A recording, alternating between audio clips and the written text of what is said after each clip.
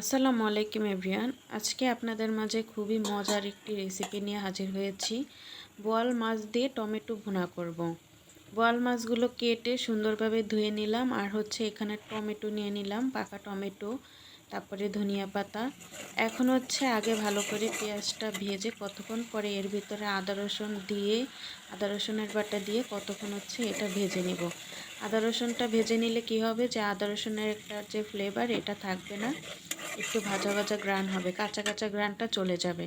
পরে এরপর একে একে হলুদের গুঁড়ো, মরিচের গুঁড়ো, ধনিয়ার গুঁড়ো, জিরার গুঁড়ো সব কিছু দিয়ে এটা ভালো করে আগে মশলাটা কষিয়ে নিব। মশলা কষানোর পরে আমি একে একে এখানে মশলাটা কষানো যখন বুঝবো যে তেল উপরে উঠে এসেছে, তখন বুঝবো যে হ্যাঁ, এটা কষানো হয়ে গিয়েছে। তারপরে কষানো শেষ হলে এর ভিতরে আমি দিয়ে দিব টমেটো কাটাগুলো। টমেটো কাটা দিয়ে এটা একটু কতক্ষণ হালকা নাড়িয়ে নিব, যেন হালকা হালকা সিদ্ধ হয়। আর মাছেও কিন্তু বেশি টাইম লাগবে না, কারণ এই মাছ অল্প জালেই কিন্তু হয়ে যায়। আর এর সাথে একটু দিয়ে দিলাম 2-3টা কাঁচামরিচ। কাঁচামরিচের ফ্লেভারটা কিন্তু ভালো লাগে, এর জন্য কাঁচামরিচের ফ্লেভারটা দিয়ে দিলাম। আস্তে আস্তে কাঁচামরিচ দিয়ে দিলাম। টমেটো যখন এই পর্যায়ে চলে আসবে, পরে এর ভিতরে দিয়ে দিব মাছটা দিয়েও একটু কষিয়ে নেব।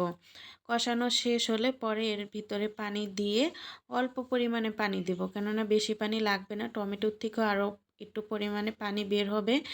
আর এই মাছগুলো বেশি জাল দিলে পুরো ভেঙে চড়ে একাকার হয়ে যাবে, আর খেতেও অত মজা লাগবে না। তরকারিতে কম পানি দিয়ে রান্না করলেই মনে হয় স্বাদটা বেশিই লাগে।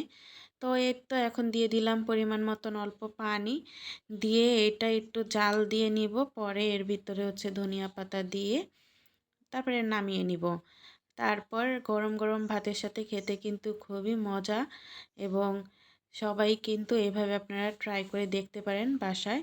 আশা করি সকলেরই ভিডিওটি ভালো লেগেছে, আর ভিডিওটি ভালো লাগলে অবশ্যই আমাদের ফেসবুক পেজটি লাইক দিয়ে রাখবেন এবং ইউটিউব চ্যানেলটি সাবস্ক্রাইব করে রাখবেন।